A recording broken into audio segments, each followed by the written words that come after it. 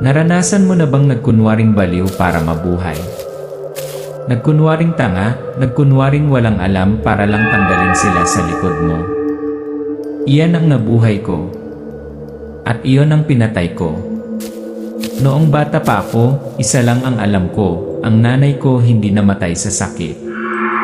Ang nanay ko napunit sa isang bagay hindi tao. Isang cottage sa gabi, hiyawan, isang may pakpak na anino na dumaraan, isang batang umiiyak. Ang musika ay tumunog at pagkatapos ay biglang naputol. Mula noon, hindi na ako bata. I became something more strange. Natuto akong tumigil sa pag-iyak, ngumiti sa mga kaaway ko. Nagkunwari akong baliw. Gumagala ako. Pero hindi ako baliw. Naghihintay ako para bumalik sila.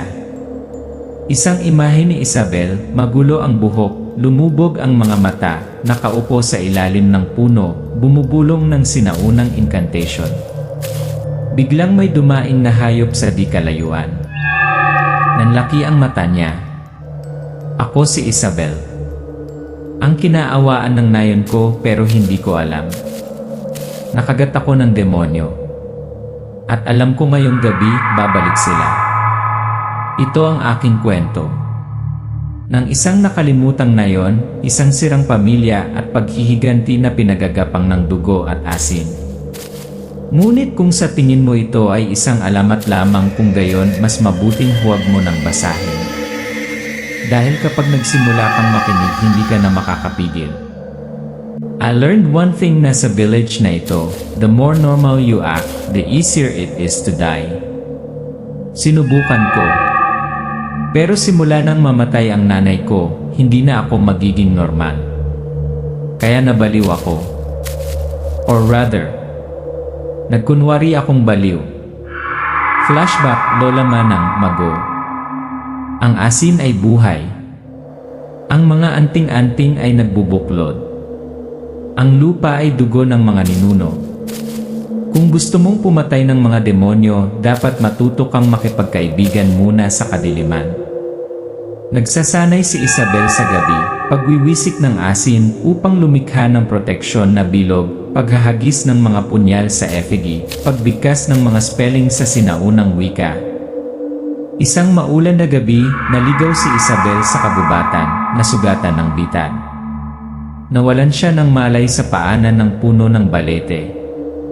Pagkagising niya, napadpad siya sa isang lumang bahay, kasama ang isang misteryosong babae na nagsusunog ng mga dahon na nagbubuga ng usok. Isabel, naguguluhan. Sino ka? Gloria, mahinahon. Hindi ikaw. Ate ang itawag mo sa akin. At ikaw ang batang nawalan ng ina sa aswang, di ba? Talon si Isabel, ngunit nanghihina. Inabot ni Ate Gloria, may hiwa na hugis gasuklay sa kanyang leg na gumaling na. Relation Development, 8 Gloria ampersand Isabel. Ibinunyag ni Ate Gloria na siya ang pinakabatang mangangaso ng aswang noong panahon niya, ngunit nabigo siya sa isang pananambang na nagresulta sa massacre sa kanyang buong grupo. Nagsimulang matuto si Isabel ng mas formal na mga diskarte sa pakikipaglaban, kung paano makilala ang mga aura ng aswang, gumamit ng salamin, makinig sa ihip ng hangin, tanda na lumalapit ang mga demonyo. Itinuro ni Ate Gloria kay Isabel ang mga mahahalagang bagay. Ang tunay na kalaban ay hindi ang aswang. Ang takot ang nagpaparalisa sa iyo. Umupo ang dalawa sa tabi ng apoy, nagsalo ng inihaw na saging. Natawa si Isabel sa unang pagkakataon. Pero paglingon niya, umiiyak si Ate Gloria. Ang lihim ng yan Harvest Sauce Conspiracy. Sa isang sinaunang ritual sa isang abandonadong templo, ipinakita ni Ate Gloria kay Isabel ang isang mapa na gawa sa balat ng hayop, minarkahan ang mga nayon na nawala sa nakalipas na 30 taon. Gloria, pabulong. Ang aking ina ang tagapag-ingat ng anting-anting. Ang pinakahuli sa linya ng dugo na maaaring mag-seal sa sinaunang linya ng dugo. Hindi lang karne ang hinahabol ng mga aswang. Nanghuhuli sila ng mga kaluluwang birhen para pakainin ang demonyong ninuno. At darating ang panahon na yon. Flashback, pag-aalay ng dugo, nasusunog na nayon sa apoy, higanting itim na anino na tumataas mula sa lupa na may nakakatakot na alulong. Narinig ni Isabel ang isang pangalan na inulit sa kanyang panaginip, Itay Nino, ang matalik na kaibigan ng kanyang ama na pinaniniwala ang patay na. Inihayag ni Ate Gloria, hindi siya patay at siya ang gumabay sa mga aswang sa nayon noong taong iyon. Si Isabela ay nakatayo sa harap ng libingan ng kanyang ina, nagwiwisik ng asin sa isang bilog, may punyal sa kamay, basa ang mga mata. I swear, kahit kailangan kong maging demonyo, hindi sila makakaligtas.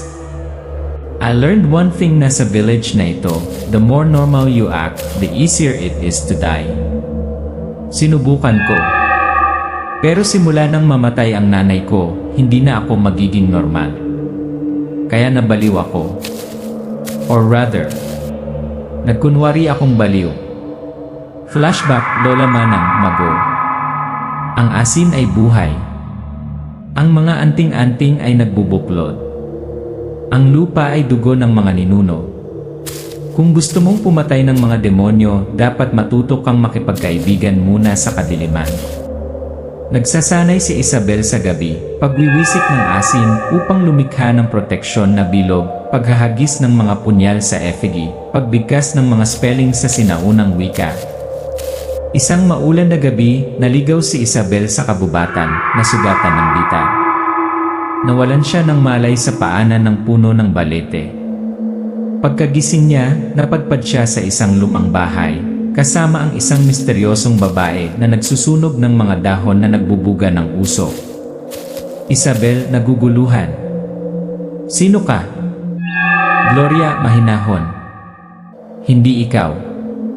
Ate ang itawag mo sa akin. At ikaw ang batang nawalan ng ina sa aswang, di ba?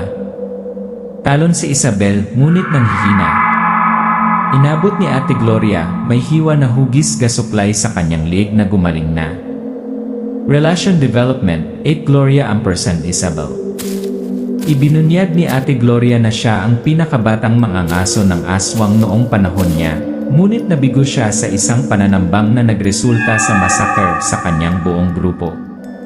Nagsimulang matuto si Isabel ng mas formal na mga diskarte sa pakikipaglaban, kung paano makilala ang mga aura ng aswang, gumamit ng salamin, makinig sa ihip ng hangin, tanda na lumalapit ang mga demonyo.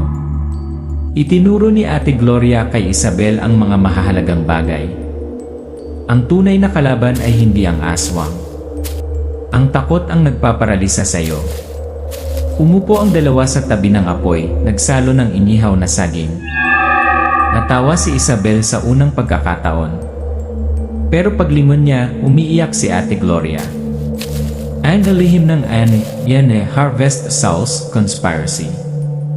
Sa isang sinaunang ritual sa isang abandonadong templo, ipinakita ni Ate Gloria kay Isabel ang isang mapa na gawa sa balat ng hayop, minarkahan ang mga nayon na nawala sa nakalipas na 30 taon.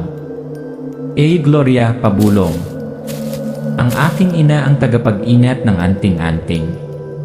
Ang pinakahuli sa linya ng dugo na maaaring mag-seal sa sinaunang linya ng dugo. Hindi lang karne ang hinahabol ng mga aswang. Nanghuhuli sila ng mga kaluluwang birhen para pakainin ang demonyong ninuno. At darating ang panahon na yon. Flashback, pag-aalay ng dugo, nasusunog na nayon sa apoy, higanting itim na anino na tumataas mula sa lupa na may nakakatakot na alulong. Narinig ni Isabel ang isang pangalan na inulit sa kanyang panaginip, Itay Nino, ang matalik na kaibigan ng kanyang ama na pinaniniwala ang patay na. Inihayag ni Ate Gloria, hindi siya patay at siya ang gumabay sa mga aswang sa nayon noong taong iyon. Si Isabela ay nakatayo sa harap ng libingan ng kanyang ina, nagwiwisik ng asin sa isang bilog, may punyal sa kamay, basa ang mga mata. I swear, kahit kailangan kong maging demonyo, hindi sila makakaligtas. Blood Sacrifice Harvesting New Souls Ceremony. Ang kamera ay umiikot ng 360 degrees sa lugar ng ritual. Aswang nakasuot ng bone cap, kahoy na maskara, naglalakad ng pabilog sa isang dalagang nakatali sa isang batong mesa. Sa gitna ay si Itay Mino, ang pinuno. Ang mga mata ay kasing itim ng karbon, balat na parang patay na balat ng kahoy. Itay Mino malakas na umuungol. Sa dugong inosente, muling magigising ang katawan ng itim na anak ng buwan. Mula sa dugo ng inosente, ang katawan ng demonyong buwan ay bubuhayin.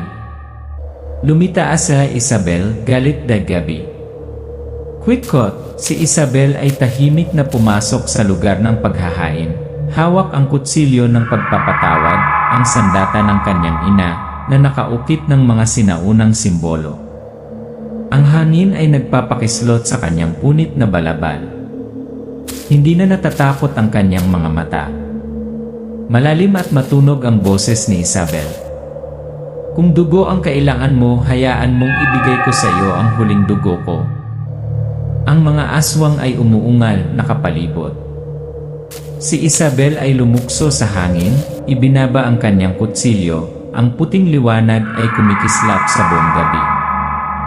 Yan ay panghuling laban, naging demonyo gani kapatid. Sa kabuluhan, lumilitaw si Julio, ngayon ay ganap na nagbagong anyo, mahahabang kuko, matatalas na ngipin, baluktot ang katawan. Ngunit ang kanyang mga mata ay nasa larawan pa rin ng kanyang matandang kapatid. Julio, na may kakaibang paos na boses. Ate, patayin mo ako. Huwag mo akong maging katulad niya. Napaluha si Isabel, ngunit naggangalit ang kanyang mga ngipin, sumasalakay sa pag-atake. Ang dalawang magkapatid na lalaki ay nakikipagbuno sa pulang liwanag ng apoy ng pag-aalay. Ang dugo ay tumalsik, ang sipol ng hangin, ang kanilang mga hiyawan ay hinihigop sa ulap ng gabi. Pagkatapos ng isang nakamamatay na suntok, sinaksak ni Isabel si Julio sa dibdib, ngunit siya ay ngumiti. Julio, pabulong. Libre mo. Magiging abo siya. Bumagsak si Isabel. Gloria Sacrifice, nagtatak-esi kapangyarihan ng demonyo. Tumawa ng malakas si Itay Mino, sinimulan ang huling ritual. Yumanig ang lupa, isang higanteng nilalang ang lumabas sa ilalim ng lupa, ang demonyong buwan. Tumayo si Isabel, ngunit malubha ang sugat. Ate Gloria, malubhang nasugatan, naputol ang isang braso, nanlulumo sa ritual. Kinuha niya ang buhok ni Isabel, hinaluan ng asin, winisikan sa bilog, binibigkas ang ipinagbabawal na spell. Gloria, sumisingit sa pagtapos ng kanyang hininga. Ang katawan ay huminto, ang kaluluwa ay wala na. Ang buwan ay namatay, ang kadiliman ay humupa. Ako, tinatakan ka. Diretso niyang itinusok ang kanyang kamay sa kanyang dibdib. Sinindihan ang dugo sa isang pulang-pula na liwanag na tumatakip sa buong ritual. Lahat ay nadala sa liwanag, sumisigaw si Itay Mino, naging alabok ang mga aswang. Bumagsak si Gloria, dilat ang mga mata, pagkatapos ay pumikit. Ang pulang buwan ay kumukupas. Isang mahabang katahimikan. Yeno, huling sumpa. Lumapit si Isabel sa katawan ni Ate Gloria, lumuhod, bumulong. Isabel, I'm sorry, hindi ko mailigtas ang lahat. Tumayo siya, bubunutin ang kutsilyo ng pagpapatawad. Sa talim, kumakalat ang isang itim na mansa. Tinitignan ni Isabel ang kanyang kamay, hindi nawawala ang dugo, ang liwanag sa kanyang mga mata ay nagiging dilaw na dilaw. Isabel, ang selyo ay natatakan. Ngunit ang nagdadala ng kutsilyo ng pagpapatawad ay magtataglay ng natitirang sumpa. Lakas ng hangin. Lumayo si Isabel sa pinangyarihan, duguan ng likod, hawak pa rin ng kamay ang talim. Sa lupa, tumaas ang kamay ng demonyo pagkatapos ay bumagsak. Mapayapa na naman ang gabi. Pagkatapos ng digmaan, nasira Benhi isang ngayon, nanatili Benhi isang iye. Ang liwanag ng umaga ay sumisikat sa nasusunog na kabubatan. Ang mga aswang ay walang iba kundi abo sa mga putol na sanga. Tahimik ang nayon, wala nang tumitilaok na tandang, wala nang mga oyay. Si Isabel ay lumulusot sa abo, ang kanyang mga mata ay walang buhay. Nasa kanyang kamay ang kutsilyo ng pagpapatawad, na ngayon ay ganap na itim. Lumuhod siya kung saan nakahiga si Ate Gloria, tanging mga tuyong dugo at ilang shell na pulseras ang natitira. Isabel, malambing ang boses, parang kinakausap ang sarili. Ginawa mo, ate, pero hindi na ikaw. Ang hangin ay umihip, ang buhok ni Isabel ay lumilipad. Siya ay tuminala sa langit, ang sikat ng araw ay tumatagos sa mga itim na puno, ngunit ang liwanag ay hindi sumasakit sa kanyang mga mata. Sa leeg ni Isabel, lumilitaw ang manipis at mapupulang kulay abo ng mga ugat, parang mga ugat na kumakalat sa ilalim ng kanyang balat. Ang kanyang mga mata ay kumikinang na ambar, ang kanyang mga pupil ay nagbabago. Isabel, I can feel it, lumalago ang sumpas sa dugo ko. Ilang gabi, may naririnig akong tawag mula sa hangin. Minsan, nananaginip ako na angarap ako na kinakain ko ang puso ng tao. Inilagay niya ang kanyang kutsilyo sa kaluban nito, dinampot ang kanyang punit-punit na backpack, at umalis sa nayon. Walang nakakakita sa kanya. Wala ni isang iyak. Isang manipis na likod lamang sa dilaw na damo. Gumagala si Isabel sa maraming lupain, mga night market, malalalim na kabubatan, mga abandonadong sementeryo, lumang pantalan. Kahit saan siya magpunta, nag-iwan siya ng marka, bahid ng asin, nakabitin na anting-anting o kakaibang babala. Sa isang maliit na nayon, tinanong siya ng isang matandang lalaki. Matandang lalaki, ikaw ba ay isang mangangaso ng aswang? Isabel, hindi. Dati akong demon slayer. Pero ngayon hindi na ako sigurado kung tao na ba ako. Ang boses ni Isabel ay umalingaw-ngaw, mababa at malungkot, na may halong mahinang huni ng hangin at huni ng mga wind chimes. Isabel, hindi ko alam kung tao ba ako o demonyo na. Hindi ko na pinapangarap ang aking ina. Hindi na ako umiiyak. Mayroon lang akong misyon. At kung isang araw bumalik ang kadiliman, ako ang unang sasalubungin. Nagdilim ang screen. Pagkatapos ng ilang segundong katahimikan, bumukas ang eksena. Isang batang babae na humigit kumulang 6 na taong gulang ay natutulog sa isang maliit na bahay sa isang lumang nayon. Umihip ang hangin sa siwang ng pinto. Nagsisimulang magsalita ang bata sa kanyang pagtulog. Isabel. Isabel. Ati. Ati.